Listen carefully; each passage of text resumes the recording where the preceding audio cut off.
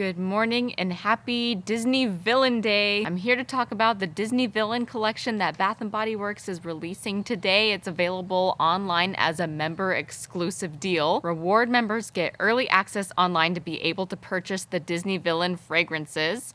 And then they will be launching in stores available to everyone else starting September 3rd. We've got 2 fragrances and they are themed around 2 different villains from the Disney franchises. We've got Evil Queen from Snow White, and then we have Maleficent from Sleeping Beauty. So an interesting difference is when we had the collaboration with Disney Princesses, there were 6 different fragrances. This time we're just having the 2. I think that's an okay decision to make just because I feel like they're going to pour a little bit more focus into the forms being released. We have a large assortment of accessories. We're also going to be having some laundry care, which we did not have in the Disney Princesses. We've got shower gel, fine fragrance mist, moisturizers. There's also going to be a glitter diamond mist, and there's going to be some lip care items as well, hand soap, pocket back. So it's going to be a really fun collection, and no better time than now when we're starting to think about Halloween. So let's talk about what these fragrances smell like. So I have gotten a chance to smell them already. Let's talk about Maleficent's fragrance first. So the fragrance notes on this one are sinister plum, midnight berries, and mystical woods. I feel like Maleficent, but actually both of the fragrances, both Evil Queen and Maleficent, have quite a lot of layers, and they also seem to really vary from initial spritz to dry down. I feel like there's kind of a wide range of notes that kind of run through as it dries, which not all fragrances at Bath & Body Works I feel like are quite that way. So with Maleficent, when I sprayed it on myself, I got very strong notes of floral, which is interesting because it doesn't necessarily notate anything floral in the notes breakdown. It was kind of a green, juicy floral, something that reminded me a little bit of like a rose, but it still had a sweet, creamy vibe about it, kind of like a rose and vanilla kind of scent. Because of this rosy vanilla kind of opening, it kind of gave it like a girly vibe, which is interesting for Maleficent, I think, because if you know anything about her backstory,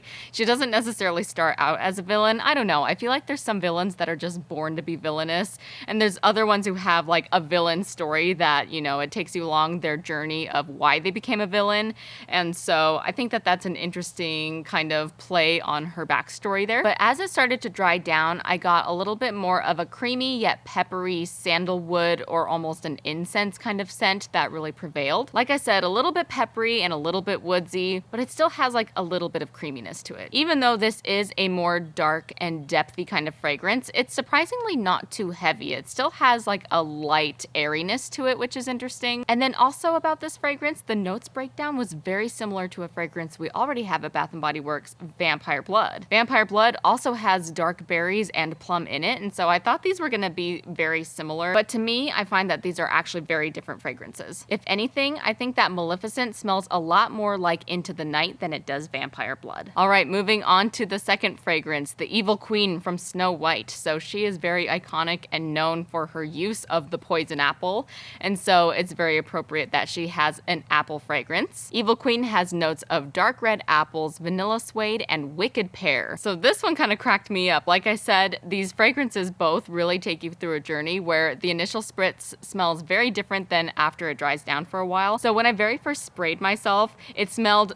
shockingly similar to Country Apple. If you're not very familiar with Country Apple, that is one of Bath & Body Works' classic 1990s fragrance. It's kind of an iconic staple of their Bath & Body Works history, and it's one that I refer to quite often for that reason. But very similarly to Country Apple, it had kind of this fresh, a little bit floral, mainly like a soapy apple kind of scent, as opposed to something super juicy or edible. After about 30 seconds or a minute, when we're kind of like in the middle of its dry down time, I started to notice a little bit more of those pear notes. But with the pear, I feel like I kind of had to search for it. It wasn't super obvious, but as I was smelling it, I was like, this apple is kind of like an interesting apple. Oh wait, maybe that's more of a pear note. So that's kind of how I noticed that there was some pear notes going on. And now that it's been at least an hour or more on both my shirt and on the card that I'm smelling, it smells very musky and peppery, a little bit smoky. It's like this gentle musk vibe that really puts it into that spooky Halloween category. I think that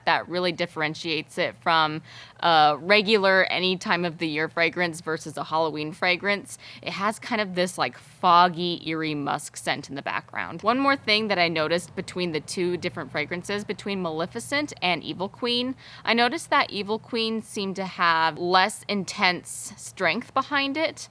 I feel like Maleficent's dry down was way more intense and strong, and it has a little bit more of a heavier throw, while the Evil Queen was a little bit more soft and subtle, at least between the two fragrances in comparison. Alright, I hope that this review of the 2 new Disney villain fragrances was helpful as you go onto that rewards member exclusive sale. And if you miss out on that member exclusive early access, have no fear, they do hit stores on September 3rd like I said. Thank you so much for watching, and I will see you next time. Bye!